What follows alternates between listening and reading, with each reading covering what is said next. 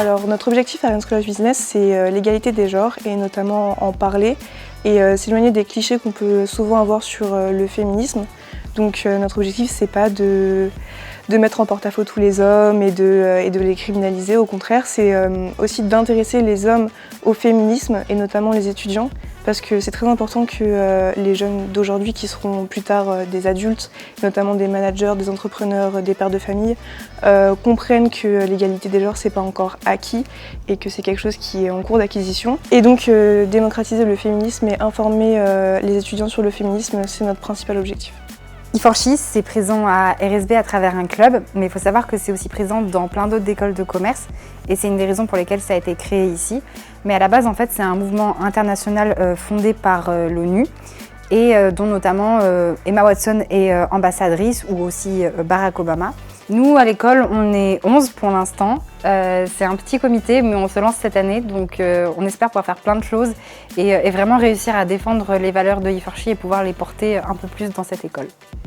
Alors en ce qui concerne les événements qu'on a déjà organisés, on a commencé notre mandat avec Movember.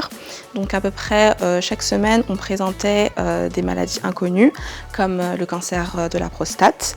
On a également organisé un défi, donc on sensibilisait les hommes à se laisser pousser la moustache pour soutenir le mouvement Movember. Ensuite, le pôle communication a mis en place les défis 3 sur 3. Donc c'est des questionnaires interactifs au sein desquels on pose des questions un peu inconnues, comme par exemple quelle a été la première femme ministre en France. Et donc on laisse le choix aux étudiants d'y répondre et à la suite on propose donc une réponse. Et cela permet donc de faire apprendre de manière rigolote, détente. Ensuite, on a également mis en place donc Focus Culture. C'est des posts en story ou des publications Instagram toujours, au sein desquels on partage donc des livres, des musiques qui sont engagées pour faire découvrir encore une fois. Et tout récemment, on a mis en place donc une maraude pour justement essayer de pallier donc à la précarité menstruelle. On a mis en place une boîte au foyer pour pouvoir récupérer des dons des étudiants. Et ensuite, on a distribué une partie des dons au village alimentaire de Rennes et une autre partie à l'épicerie étudiante de Rennes. Et pour finir, donc toujours sur la maraude, on a pu travailler donc avec Utopia 56, qui est une association rennaise, avec laquelle on a réalisé une maraude. Donc c'était par petit comité, il n'y a que 2 membres d'E4She qui ont pu y participer et elles en retiennent une expérience incroyable. Pour les actions futures de E4She, on a prévu 2 événements phares pour la rentrée scolaire 2021. Le premier événement que nous voulons réaliser est un cours de self-défense, donc basé sur les 3 valeurs suivantes, l'évitement, le faire-face et la prévention. Ce cours de self-défense sera accessible à tous les élèves de l'école et il se déroulera au sein de RSB. Notre deuxième événement est un concert en partenariat avec 2 associations de l'école, Décibel et le Bureau des Arts. L'idée ici serait de réaliser un concert en plein air avec des artistes engagés afin de promouvoir au maximum les valeurs de E4She. Alors je pense qu'en tant que femme et même en tant que personne, c'était vraiment l'association qui était faite pour moi parce que c'est clairement les valeurs que je défends. Le respect des autres, l'intégrité et puis surtout la tolérance et vouloir vraiment que toutes ces valeurs soient portées et qu'on permette vraiment aux femmes de pouvoir s'émanciper tout en n'oubliant pas les hommes dans la cause. Et c'est des choses qui me tiennent particulièrement à cœur. J'ai toujours voulu faire partie d'une association féministe et donc je suis très contente d'en avoir intégré une.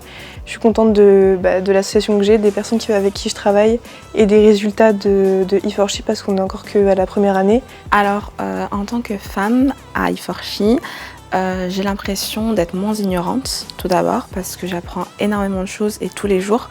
Il y a énormément de sujets qui sont méconnus ou très peu connus.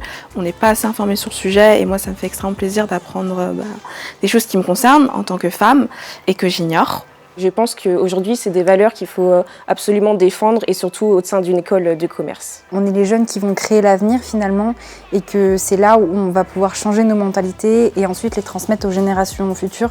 Donc si on veut agir, en fait, il faut agir maintenant et à notre échelle.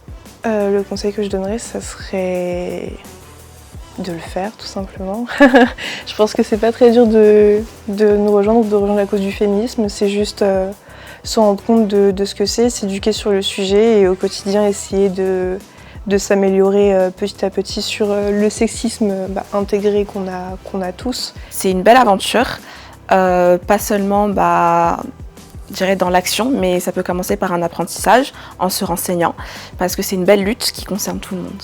Si vous avez envie de rejoindre le club, le truc le plus important pour moi, c'est de oser, de ne pas avoir peur et de s'affirmer en disant oui, je suis féministe, oui, j'ai envie de porter ces valeurs. Parce qu'ici, on va tous vous respecter quoi qu'il arrive et que c'est vraiment faire preuve d'humanité que de participer à ce projet.